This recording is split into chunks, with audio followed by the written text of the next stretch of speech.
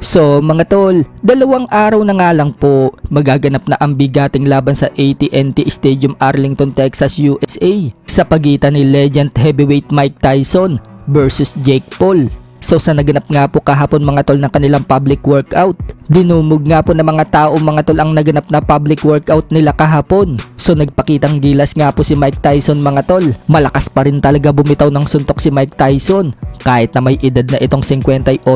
Kaya delikado pa rin talaga si Jake Paul mga tol kapag nakakatama ng solid si Mike Tyson. Kahit nga po yung nanay ni Jake Paul mga tol natatakot para kay Jake Paul dahil alam na itong nakakatakot ang suntok ni Mike Tyson. Pero nangako naman si Jake Paul mga tol sa nanay niya na si Mike Tyson umano ang patutulugin niya. Ayon naman kay Teddy Atlas mga tol, delikado umano si Jake Paul sa first round hanggang second round dahil nandoon daw yung lakas ni Mike Tyson.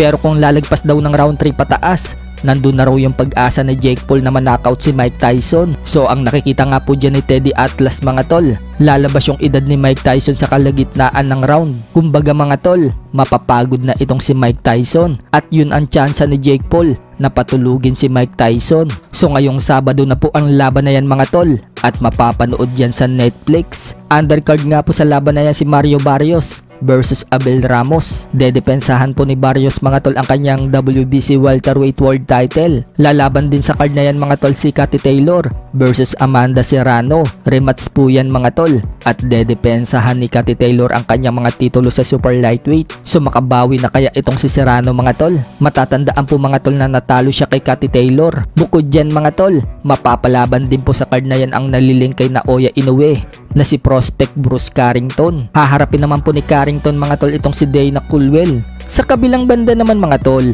kung matatandaan po natin noong nakaraan, pumunta po si former 3 Division World Champion General Casimero sa Batangas sa isang boxing event kung saan dinumog po si Casimero ng mga fans. So habang nanonood nga po ng boxing si Cuadro Alas mga tol, merong nagpakitang gilas at ginaya ang ginagawa niya, yung pag-push up ng isang kamay lang. Matapos po kasing pabagsakin at tapusin ang kalaban, bigla nga pong nag-push up ng isang kamay lang ang boxer. Napahanga nga po si Cuadro Alas mga tol sa ginawa ng boxer at napasign ng approve. Sa kabilang dako naman mga tol, matapos po din nating maibalita sa previous vlog natin na nag-guest si Casimero sa show ni Boss Toyo na pinamagatang bigayan na with Boss Toyo. Natanong nga po ni Boss Toyo si Cuadro Alas kung ano daw ang kasunod na laban niya at kung ano daw ang aabangan kay Cuadro Alas. Sagot nga po ni Casimero mga tol, marami daw tayong aabangan. Baka nga daw next fight niya si Naoya Inoue na. Wika naman ni Boss Toyo kay Casimero, sa tingin daw ba niya ibibigay na sa kanya si Inoue?